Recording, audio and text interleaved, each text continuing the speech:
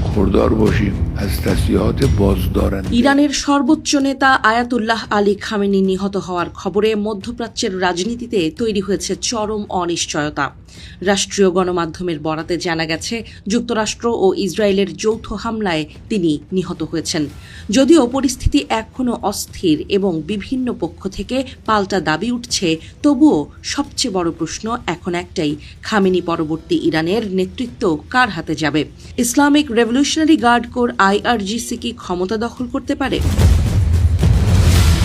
Ayatollah Ali Khamenei 1989 সাল থেকে ইরানের সর্বোচ্চ নেতা হিসেবে দায়িত্ব পালন করে আসছিলেন। ইরানের সংবিধান অনুযায়ী সর্বোচ্চ নেতা রাষ্ট্রপ্রধান এবং সশস্ত্র বাহিনীর সর্বাধিনায়ক। বিচার বিভাগ, সামরিক বাহিনী এবং রাষ্ট্রীয় সম্প্রচার মাধ্যমের প্রধানদের নিয়োগের ক্ষমতাও তার হাতে থাকে। ফলে তার মৃত্যু দেশের ক্ষমতার কাঠামোয় বড় শূন্যতা তৈরি করেছে। ইরানের 1979 সালের সংবিধানের 107 ও 111 নম্বর অনুচ্ছেদ অনুযায়ী সর্বোচ্চ নেতার মৃত্যু, পদত্যাগ বা অপসারণের ক্ষেত্রে নতুন নেতা নিয়োগের দায়িত্ব অ্যাসেম্বলি অফ এক্সপার্টসের। এই পরিষদে 88 জন ধর্মীয় নেতা থাকেন, যারা জনগণের ভোটে নির্বাচিত হলেও তাদের প্রার্থিতা যাচাই করে গার্ডিয়ান কাউন্সিল। গার্ডিয়ান কাউন্সিলের 12 সদস্যের মধ্যে 6 জন সরাসরি সর্বোচ্চ নেতা নিয়োগ করেন। ফলে পুরো কাঠামোতেই সর্বোচ্চ নেতার প্রভাব গভীরভাবে প্রথিত। তাহলে প্রশ্ন হচ্ছে, IRGC কি সরাসরি ক্ষমতা নিতে পারে?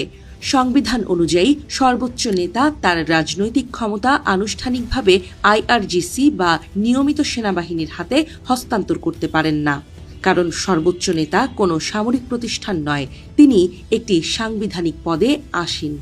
তাই IRGC এর সরাসরি ক্ষমতা দখল সাংবিধানিকভাবে অবৈধ নয়। তবে বাস্তবতা কিছুটা ভিন্ন।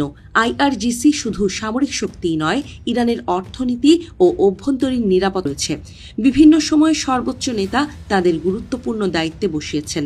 ফলে নেতৃত্বের শূন্যতার মুহূর্তে IRGC প্রভাব বিস্তার করতে পারে, এমন আশঙ্কা উড়িয়ে দেওয়া যাচ্ছে না। এর আগে ইসরায়েলের সঙ্গে উত্তেজনার সময় কিছু প্রতিবেদনে দাবি করা হয়েছিল, সম্ভাব্য সংকট মোকাবিলায় খামেনি সামরিক উচ্চ পর্যায়ের একটি পরিষদের হাতে কিছু সিদ্ধান্ত গ্রহণের ক্ষমতা অর্পণ করেছিলেন। যদিও সেই তথ্যের সত্যতা স্বাধীনভাবে যাচাই করা সম্ভব হয়নি, তবুও এটি ইঙ্গিত দেয় যে সংকটকালীন সময়ে ক্ষমতার ভারসাম্য সামরিক নেতৃত্বের দিকে ঝুঁকতে পারে। বর্তমানে যুক্তরাষ্ট্রের প্রেসিডেন্ট ডোনাল্ড ট্রাম্প এবং ইসরায়েলের প্রধানমন্ত্রী বেনিয়ামিন নেতানিয়াহু প্রকাশ্যে খামেনি নিহত হওয়ার দাবি করেছেন। অন্যদিকে ইরানের প্রবাসী যুবরাজ রেজা পাহলভি দেশবাসীকে রাস্তায় নামার আহ্বান জানিয়েছেন। ফলে শুধু নেতৃত্ব পরিবর্তন নয়, শাসন ব্যবস্থার ভবিষ্যৎ নিয়েও জোরালো বিতর্ক শুরু হয়েছে।